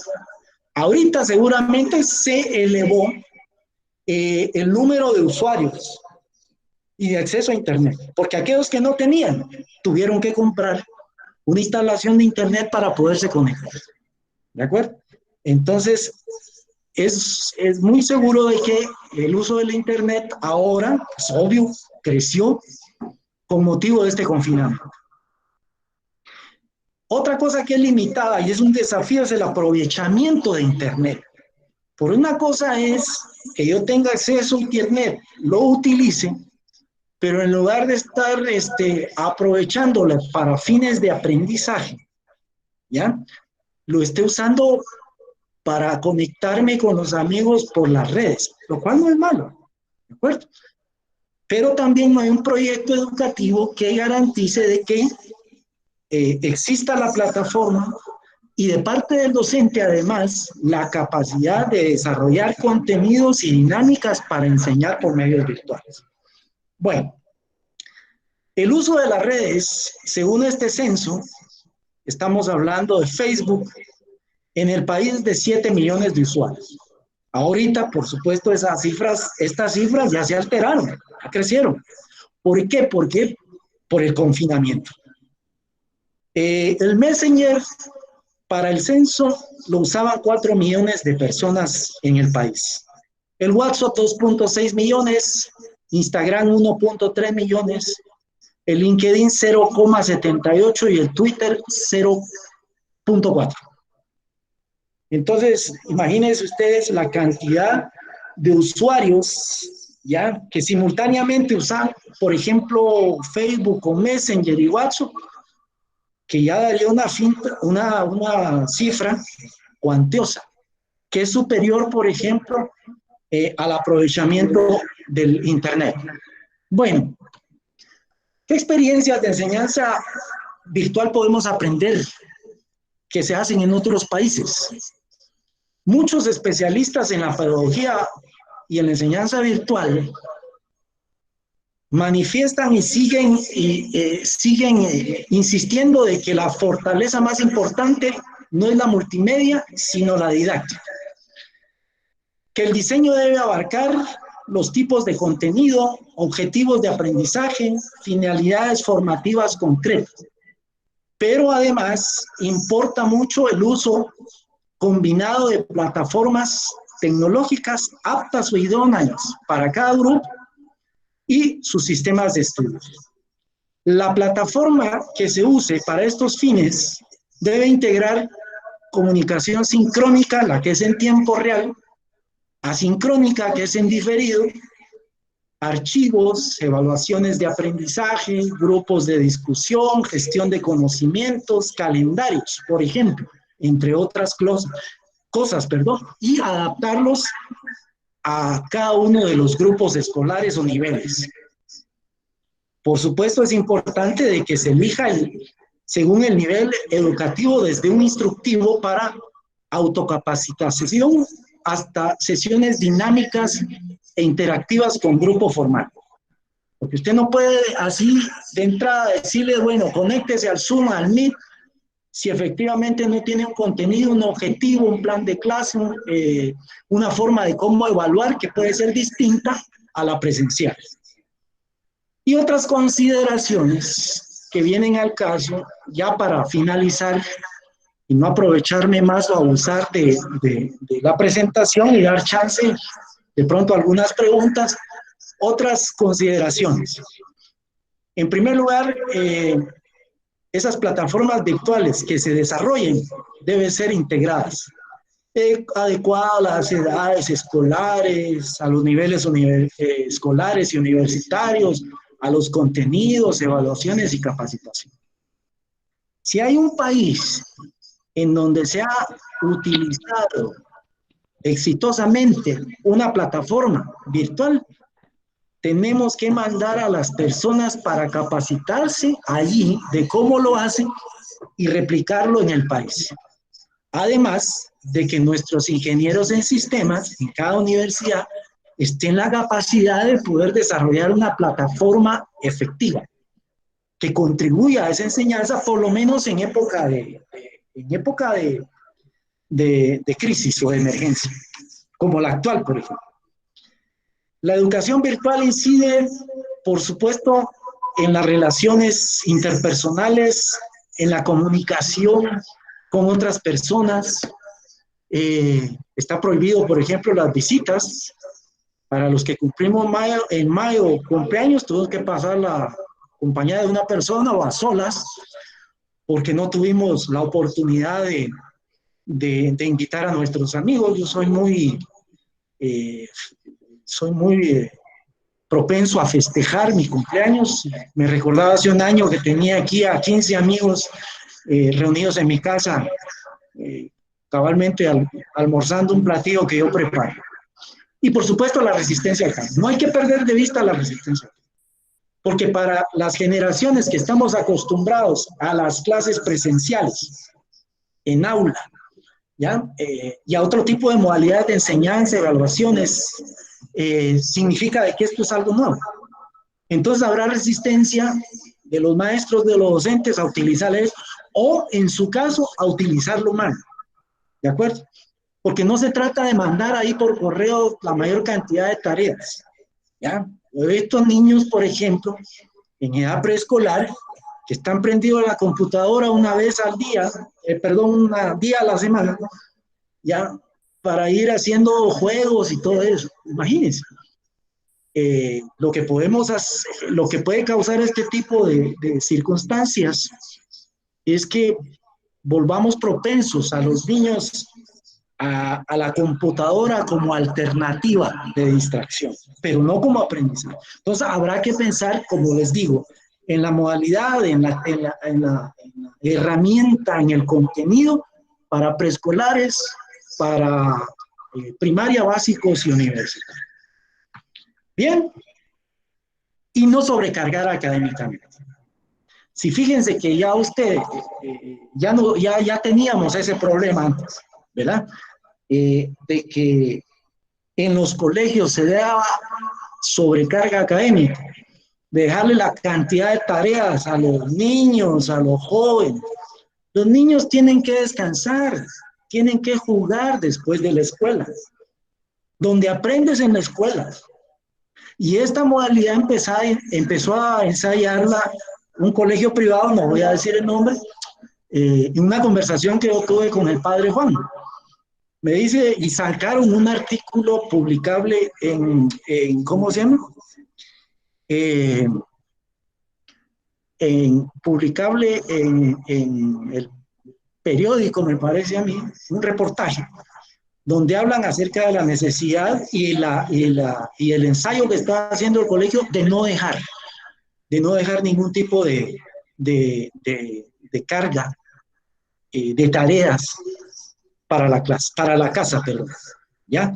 Entonces, todas esas cosas hay que examinarlas y da lugar a que se presenten ideas referentes a las circunstancias que estamos pasando, pero también a encontrar una respuesta y una solución para mejorar esta forma de educación virtual por la que estamos, ¿verdad? Y que esas evaluaciones, por ejemplo, no sean ineficaces como hasta ahora, sino que eficaces. No es lo mismo recibir la prueba, el examen, el test, calificarlo, tener una nota y a continuación, utilizar el mismo método, herramienta o procedimiento en educación virtual. Bien, yo por aquí me quedo y esperaría en todo caso algunas dudas, consultas, inquietudes que tengan ustedes al respecto. En esta página aparece pues mi contacto de correo electrónico, quienes quieran escribirme, necesiten de algo, pues con mucho gusto estamos dispuestos a hacer, y la página de nuestra Dirección General de Investigación. Muy bien, muchas gracias.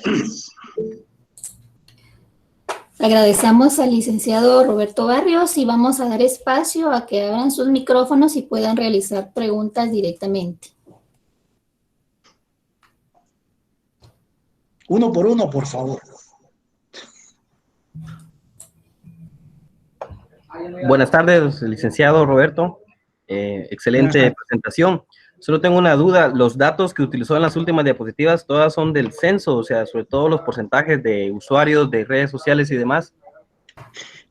Los porcentajes del uso de celulares, computadoras, es del censo, pero los porcentajes de uso de las redes sociales es un organismo internacional que monitorea esto en todo el mundo. A solicitud, por ejemplo, de la Superintendencia de Telecomunicaciones, o para verificar la penetración de esto con fines comerciales, porque ese es el objetivo. Ok, gracias, muy amable. A la orden. ¿Alguna otra pregunta?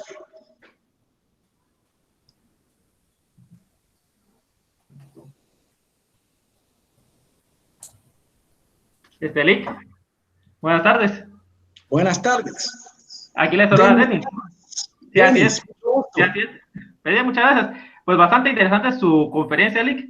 Al respecto, más que todo, solo tendría un comentario para poderle decir. Ajá. Más que todo, el mayor reto de este proceso virtual educativo se presenta en el acceso al mismo. Usted bien mismo menciona de que el propio censo tiene un 29% del acceso de Internet, y ahí radica bastante esta participación de lo presencial hacia lo virtual. O sea, es un gran reto tanto a nivel escolarizado como universitario. Y también lo podemos ver en los dos contextos, tanto en lo urbano y lo rural. Porque muchas veces nos quedamos presentados en un aspecto urbano nada más, pero en lo rural es un mayor reto todavía esta parte de lo virtual, que sea como una ampliación a esta magnífica presentación que hizo usted. Ok, muchas gracias, Denis. Saludos, que estén bien todos. ¿Alguien más? Buenos días. Ya aprieta el hambre. A ver. Buenos días, saludos desde Quetzaltenango. Yo quisiera agregar tal vez 2 puntos importantes, que sería el tener en cuenta que las familias de donde provienen nuestros estudiantes tienen 1, 2, 3, 4 o más hijos en diferentes instituciones educativas, y son los que tienen que accesar a la modalidad virtual. Entonces, ¿cómo entender esto y cómo crear una estrategia conjunta, integral desde la universidad para que esto no afecte nuestro mismo proceso académico y el proceso de aprendizaje de las personas? Ok, mire, en este caso, si hay una familia que tiene a hijos en distintos establecimientos, la enseñanza en términos virtuales va a ser muy asimétrica, porque no van a utilizar esos distintos establecimientos educativos las mismas herramientas para enseñar, las mismas modalidades para enseñar, y ahí hay una dificultad. Entonces, como que hay que homogenizar, digamos, una plataforma según el nivel para establecimientos tanto educativos privados como públicos. Y eso de alguna manera suavizaría o normalizaría esa dificultad que tienen muchos padres de tener a sus hijos en distintos lugares con distintas modalidades y con distintos efectos de aprendizaje. Además, ese es el problema. Agradezco también no sé si quedó contestada, licenciada Enríquez, su consulta. Ok, bueno, por ahí estoy leyendo algunos comentarios que quiero agradecer. Ok, sí me dice la licenciada Enríquez. De la licenciada María del Carmen Brand, investigadora nuestra, otra investigadora que tengo ahora este año, María Sol Díaz, también, de Norma Ríos, de Saúl.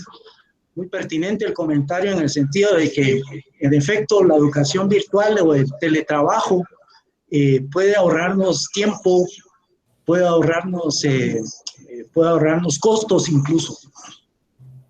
¿Alguien más? Por aquí veo una consulta o pregunta de Mirna Montenegro entre los comentarios. Ella decía, ¿hasta cuándo cree usted que tenemos que regresar a los niños a las escuelas y qué implicaría esta medida? ¿Hay riesgos o no? Fíjese que esa es una decisión no de Estado tanto como de los especialistas en el tema y de un grupo colegiado de médicos. No se trata de que, bueno, ya contuvimos, estamos mejorando los indicadores de contención del virus, entonces vamos a empezar a abrir gradualmente. No, porque recordemos de que estamos rodeados de otros países de donde también, o en donde también existe el virus, ¿de acuerdo? Y que de pronto no se está conteniendo adecuadamente, ¿verdad? Ni tampoco dejar o liberar el tema de la movilidad y dejar la contención sin tomar todas las precauciones del caso. Al principio de la conversatorio decía de que los chinos en Wuhan, a pesar de que contuvieron, ya tienen controlada absolutamente la enfermedad, el virus, sin embargo, no han suavizado en absoluto las medidas sanitarias para prevenir un nuevo contagio, un brote. Hay otra pregunta. Donald González dice, ¿cómo impacta esta situación en las investigaciones del área educativa? ¿Cómo impacta esta situación? Yo creo que da lugar, esto es una oportunidad, no hay que verlo solamente desde el punto de vista negativo. Da la oportunidad para desarrollar ideas, ¿sí? De trabajo, de investigación, que a partir de las falencias, deficiencias, fisuras, problemas del sistema educativo, podamos ser capaces de proponer temas que tiendan a la solución de ese problema.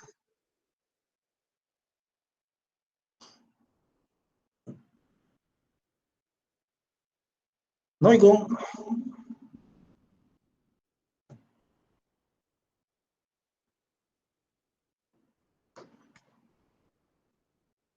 No escucho, Sonia. Ahí está. Ah, no, sigo sin escuchar. Ahí está. Perdón, bueno, acá la licenciada, la doctora María del Carmen Brand, estaba haciendo una pregunta por el chat. Dice, ¿cómo sugeriría usted en este momento que se vive solucionar el problema de la educación virtual de cursos del área tecnológica en los cuales se aprende haciendo? Fíjese de que no podemos separar el tema de la educación tecnológica que implica o que exige ese tipo de cosas, especialmente en laboratorios, por medios virtuales, ¿verdad? En el sentido de que no hay centros tecnológicos científicos en el país en donde la gente pueda radicarse, vivir en hostales, pero continuar trabajando en sus laboratorios y poder desde ahí hacer una serie de, digamos, ensayos, de pruebas, etcétera, que sirvan para el desarrollo, para la enseñanza tecnológica desde el nivel universitario. En estas circunstancias no estamos preparados para eso. Gracias. Simeona Teresa Sic indica cómo se puede valorar las prácticas cotidianas de los pueblos indígenas de Guatemala, donde las situaciones y condiciones son diferentes y tienen su propia filosofía de ver el mundo. Ok, en relación a esto, hemos dicho que gran parte de la amenaza a la salud de los pueblos originarios en este país, como en otros, ha sido como consecuencia del contacto con otros seres humanos, ¿ya? De áreas urbanas. Y citamos el caso de una tribu originaria de Amazonas que fue contagiada por unos misioneros y que prácticamente terminó con la tribu. Yo creo que hay que valorar el tema de los conocimientos y prácticas vernáculas, ¿ya? Y habría que hacer un estudio para ver por qué, digamos, entre estos pueblos originarios hay un poco más de prevención y están menos infectados, de pronto, no sé, para saber qué fue lo que influyó para que no se contagiaran. Porque hay otro científico que ahora recuerdo que es colombiano, que estudió también otra tribu originaria de Colombia, en el Caribe, si no estoy mal, y descubrió que son inmunes al cáncer. ¿Ya? Después de varios ensayos, pruebas, tomas de muestra, etcétera, descubrió que sí. Entonces empezó a averiguar la causa por la cual son los inmunes. Ahora no recuerdo cuál, pero él identificó esa causa. Entonces yo creo que no hay que ignorar los conocimientos vernáculos, aunque digamos en estos lugares están menos expuestos a este tipo de enfermedades, pero sí a otro tipo de enfermedades que tienen que ver con la pobreza extrema, con la falta de atención hospitalaria, por la falta de capacitación de los comadronas, de los médicos, de los chamanes, quienes también hay que aprender, ¿verdad? Muy bien, gracias. Lourdes Estrada pregunta, bueno, son dos preguntas más para finalizar. Ella pregunta qué medidas debería tomar el gobierno central para apoyar el desempleo por COVID-19. Bueno, yo pensaría de que ese conjunto de medidas deben de ser parte de un plan integral para la reactivación económica, ¿verdad? Porque esto de estar dando a diestra y siniestra y sin un tipo de control o supervisión o clasificación de grupos vulnerables, por ejemplo, 1,000 quetzales, no tiene sentido. O estar repartiendo alimentos que no alcanzan para todos, no tiene sentido, no impacta. Entonces, el plan de reactivación del gobierno debe ser integral. Así lo pienso yo, ¿de acuerdo? En el sentido de que no solo abarque la parte económica, sino que la parte social, la parte de salud, la parte de la educación. Y cómo se va a implementar todas y cada una de esas medidas de tal manera que en el corto tiempo podamos salir adelante. Por ejemplo, Wuhan demostró, es un ejemplo, y otros países como Italia, una provincia italiana que ya tuvo un control importante en este virus, pero en Wuhan demostraron de que ya estaban preparados con un plan de reactivación económica para la provincia. Muy bien, y la última pregunta de Ana Cristina Reynoso. ¿Cómo usar las diferentes plataformas virtuales con algunos estudiantes que no tienen accesibilidad a computadoras o teléfonos? Bien, ese es el problema. A ver, porque si tuviera un móvil, de pronto ese móvil no tiene la capacidad para poder recibir señales de este tipo de plataforma, ¿verdad? Además de que no tenemos esa tradición de acceder a plataformas y poder aprender a través de plataformas. Incluso hay un interés, como lo indica este organismo que monitorea el uso de redes, en las redes sociales, ¿verdad? Y no precisamente en las plataformas. Entonces, en tanto existe esa limitación, es difícil. Buscar una alternativa, como por ejemplo un laboratorio que sea accesible además. Para estos estudiantes es un poquito difícil, pero eso se tiene que pensar desde el pensamiento universitario. Las universidades ahora, su masa crítica, tienen que, en complemento con el Estado y con la iniciativa privada de pronto, contribuir a buscar esas alternativas y a mejorar la situación de acceso, la democracia digital. Mejorar la democracia digital para que podamos, no todo el tiempo, pero sí en esta o en una próxima situación de emergencia. Muy bien, entonces vamos a dar por finalizada la fase de preguntas. Hay varios comentarios en el chat que pueden pues estar viendo a la vez. Agradecemos inicialmente al licenciado Roberto Barrios por esta conferencia, que nos vino a aclarar bastante el panorama en cuanto a la parte de educación, y agradecemos la presencia de todos quienes nos acompañaron en este momento, de centros universitarios, de las diferentes dependencias de la sede central de la universidad, instituciones también como el Ministerio de Educación, institutos y colegios que se unieron, y otras universidades también que siempre pues, son bienvenidos en nuestras capacitaciones. Les anunciamos además que tenemos la capacitación, el impacto del COVID-19 en la cadena de valor de mercado eléctrico mayorista guatemalteco. Será hoy a las 5 de la tarde, está publicado en Face por si quieren unirse. Muchas gracias a todos, nos vemos en la próxima capacitación. Feliz tarde. Buena tarde.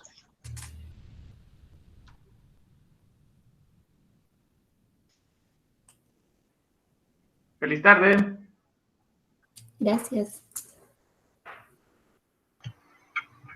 Muchas gracias y feliz tarde. Igualmente. Ha sido muy interesante. Muchísimas gracias. Feliz tarde. Gracias por sintonizarnos. Buena tarde, buen provecho. Muchas gracias. Gracias, doctor, por la respuesta hacia pueblos indígenas.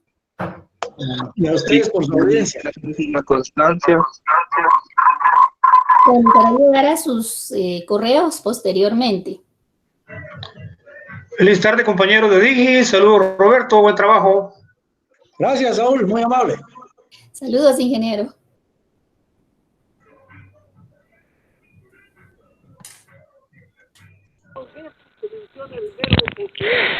Muchas gracias. Feliz tarde. Gracias por compartir el conocimiento. Mucho gusto. Feliz tarde.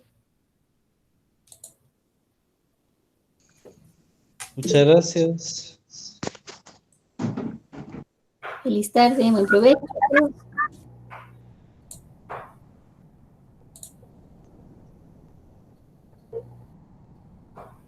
En estos momentos pues, procedo a detener la grabación.